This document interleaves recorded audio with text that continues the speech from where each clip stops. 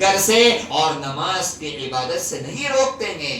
وہ نماز پڑھنے والے پہلے ہوتے ہیں، بھلے کاروبار ہے، بیع فروخت ہے، بیع و شراء کا معاملہ کرتے ہیں، لیکن نماز کو کبھی وہ چھوڑنے والے نہیں ہوتے ہیں. اللہ رب العالمین نے قرآن مجید کے اندر اہل ایمان کے اوصاف کو بیان کرتے ہوئے فرمایا کہ آپ نماز کا وَأَمُرْ أَهْلَكَ بِالصَّلَاةِ وَاصْطَبِرْ عَلَيْهَا لَا نَسْأَلُكَ رِزْقًا. اے نبی صلی اللہ علیہ وسلم، آپ نماز کا اپنے گھر والوں کو حکم دیجئے. وَأَمُرْ أَهْلَكَ بِالصَّلَاةِ، اپنی فیملی کو، اپنے گھر والوں کو، اپنے گھر کے ممبروں کو آپ نماز کا حکم دیجئے، نماز کی تعلیم دیجئے. وَاصْطَبِرْ عَلَيْهَا، اور خود آپ بھی اس کا مداوت برتیے، آپ خود بھی نماز کی پابند رہیے. لَا نَسْأَلُكَ رِزْقًا، ہم آپ سے روزی نہیں مانگتے. اللہ کہتا ہے ہم آپ سے روزی نہیں مانگتے. نحن نرزقک، ہم تمہیں روزی دیتے ہیں. اللہ تعالیٰ کی اس آیت کے ضمن میں مفسرین کہتے ہیں کہ اللہ رب العالمین نے نماز کا حکم دینے کے بعد فوری طور پر اللہ نے یہ کہا نحن نرزقک، ہم تمہیں روزی دیتے ہیں. گویا روزی کا تعلق انسان کی نماز سے بہت جڑا ہوا ہے. روزی کا تعلق انسان کی نماز سے بہت جڑا ہوا ہے. اگر گھر کے سارے فیملی ممبر، گھر کے سارے افراد، ہماری بیوی، ہمارے بچے، ہمارے ماں باپ اگر 5 وقتہ نماز کے پابند ہو، وہ گھر خوشحال ہوگا، وہ گھر خوشحال ہوگا، وہ گھر شادمان ہوگا. اس گھر کو اللہ تبارک و تعالیٰ بھلے ہی آمدنی کم ہوتی ہو، لیکن اس گھر کو اللہ تبارک و تعالیٰ برکتوں سے اور اللہ اپنی رحمتوں سے نواز دے گا. اور جو گھر والے میرے بھائیوں نماز کے عادی نہ ہو، بھلے کمانے والے 10 افراد ہو، برکت نظر نہیں آئے گی وہاں پہ، برکت نظر نہیں آئے گی وہاں پر. آج مسلمان کچھ ہے لاکھوں کماتے ہیں مہینے کا، سالانہ کروڑوں یہ جو ہے انکم ان کی ہو جاتی ہے، لیکن پھر بھی ہمیشہ روتے رہتے ہیں. اور اس کے مقابل ایک غریب آدمی جو نماز کو ادا کرتے ہوئے ماہانہ 10 سے 15 ہزار کما کر کے خوشحالی کی زندگی گزارتا ہے، خوشحالی کی زندگی گزارتا ہے. کیونکہ ایک کی زندگی میں نماز ہے اور ایک کی زندگی میں نماز جیسی عبادت نہیں ہے. تو میری اور آپ کی زندگی میں، ہمارے کاروبار میں اس نماز کا بڑا گہرا تعلق ہے. جو آدمی اس کو اپناتا ہے اس کا کاروبار بڑھتا ہے، پھلتا ہے اور پھولتا ہے. اور اس کی کمی کی وجہ سے اللہ ہمارے رزق کو، ہمارے کاروبار کو ختم کرتا ہے.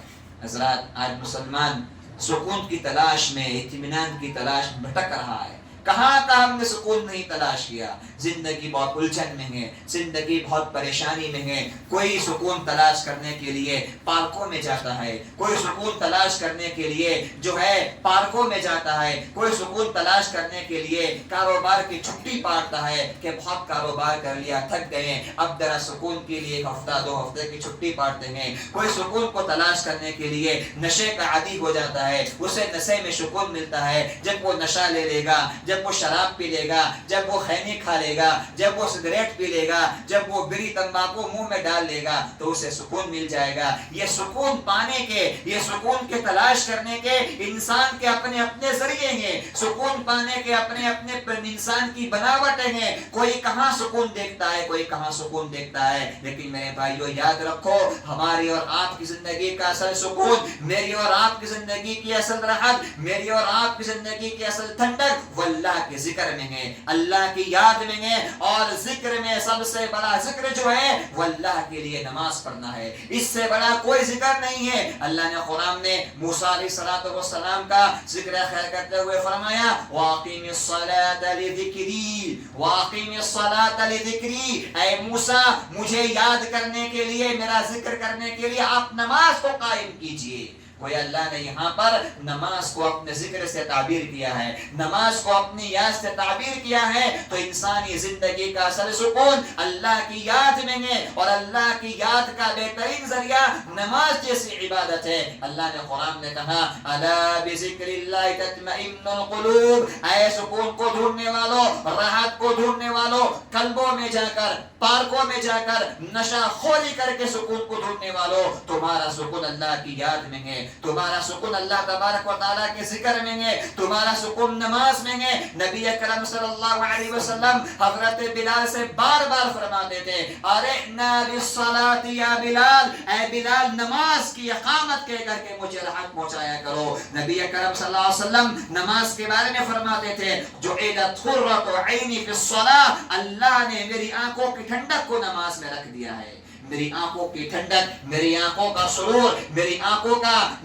کا نور جو ہے وہ اللہ رب العزت نے نماز کے اندر رکھا ہے۔ اور آج مسلمانوں کا جائزہ لیجئے، ہمیں ٹھنڈک کہاں ملتی ہے، سکون کہاں ملتا ہے، راحت کہاں ملتی ہے۔ ایک مسلمان نوجوان اتوار کو سنڈوں کو پارکوں میں نکل جائے گا، غیر محرم لڑکیوں کو دیکھے گا اور دیکھنے کے بعد کہے گا مجھے بہت سکون ملا، مجھے بہت سکون ملا۔ یہ ہمارے سکون کے ذریعے ہے، یہ ہماری آنکھوں کی ٹھنڈکوں کی راحت ہے۔ کسی بہترین لڑکی کو ہم نے دیکھ لیا، ہماری آنکھیں ٹھنڈی ہو جاتی ہے۔ کسی اچھے منظر کو ہم نے دیکھ لیا، ہماری آنکھیں ٹھنڈی ہو جاتی ہے۔ میرے بھائیو، یہ تمہارے بنائے ہوئے معیار ہے۔ نبی اکرم صلی اللہ علیہ وسلم نے ہمیں اور آپ کو جو معیار دیا ہے، فرمایا جعلت قرۃ عینی فی الصلاۃ، اللہ نے میری آنکھوں کی ٹھنڈک جو ہے وہ نماز کے اندر رکھی ہے۔ اور یہی وہ عبادت ہے میرے بھائی، یاد رکھ لو، دنیا کی جتنی عبادت ہے، دنیا کی جتنی بندگیاں ہیں، ان بندگیوں میں سب سے بڑی نماز جیسی وہ عبادت ہے جس میں اللہ تبارک و تعالیٰ سے بندہ بہت قریب ہوتا ہے، بہت قریب ہوتا ہے۔ اتنی قربت، اتنی نزدیکی کبھی بھی کسی بندگی میں آپ کو نہیں ملے گی، کبھی نہیں ملے گی۔ جتنی قربت، جتنی نزدیکی انسان کو نماز میں اللہ سے ملتی ہے، اتنی قربت اور نزدیکی کسی اور بندگی میں نہیں ملے گی۔ تبھی نبی اکرم جناب محمد رسول اللہ صلی اللہ علیہ وسلم فرماتے ہیں اقرب ما یکون العبد عند اللہ وهو فی السجود، کہ اللہ سے سب سے زیادہ قریب اور نزدیک بندہ اس وقت ہوتا ہے جب وہ سجدے میں ہوتا ہے۔ یہ اللہ کی قربت کا، اللہ کی نزدیکی کا سب سے بڑا معیار ہے اس کی قربت کو پانے کا۔ جو آدمی سجدے میں گیا، اللہ سے بہت قریب ہو گیا، بہت قریب ہو گیا۔ اور آپ دیکھیے یہ حالت اور یہ پوزیشن جو ہے انسان کی صرف اور صرف اللہ تبارک و تعالیٰ کے سامنے ہوتی ہے۔ آپ کھڑے تو بہت جگہ رہتے ہیں، بیٹھتے تو بہت جگہ ہے، لیکن یہ پیشانی کا جھکنا اور رکوع کا ہونا یہ صرف اور صرف انسان کا نماز میں ہوتا ہے، اللہ کے سامنے ہوتا ہے۔ یہ اللہ کے لیے کہاں سے اللہ نے کہا یا ایھا الذین آمنوا ارکعوا واسجدوا، اللہ کے لیے رکوع کرو، اللہ کے لیے سجدہ کرو۔ سجدے میں اللہ تبارک و تعالیٰ سے بندہ بہت قریب ہوتا ہے۔ فرمایا فاکثروا فی الدعاء، زیادہ سے زیادہ اللہ سے مانگ لیا کرو، زیادہ سے زیادہ دعا کر لیا کرو اللہ تبارک و تعالیٰ سے، کیونکہ اس سے زیادہ قربت اور نزدیکی کا موقع تمہیں دنیا کی کسی بندگی میں، دنیا کے کسی معاملے میں ملنے والا نہیں ہے۔ اور یہ نماز کیا ہے میرے بھائیو؟ نماز اللہ سے بات چیت ہے، نماز اللہ سے سرگوشی ہے۔ ہم اللہ سے بات چیت کرتے ہیں، کتنا اچھا موقع انسان کو اللہ سے بات چیت کرنے کا، اللہ تبارک و تعالیٰ سے گفتگو کرنے کا۔ ہم کہتے ہیں اللہ جواب دیتا ہے، ہم پڑھتے ہیں اللہ تبارک و تعالیٰ ہماری پکار کا جواب دیتا ہے۔ صحیح مسلم کی روایت، مشہور روایت ہے، آپ نے بارہ سنی ہوگی۔ اللہ کے نبی سلام فرماتے ہیں، اللہ نے فرمایا قسمت الصلاۃ بینی و بین عبد نصفین، کہا کہ میں نے نماز کو میرے اور اپنے بندوں میں بانٹ دیا ہے، نماز کو میں نے اپنے اور اپنے بندوں میں آدھا آدھا بانٹ دیا ہے۔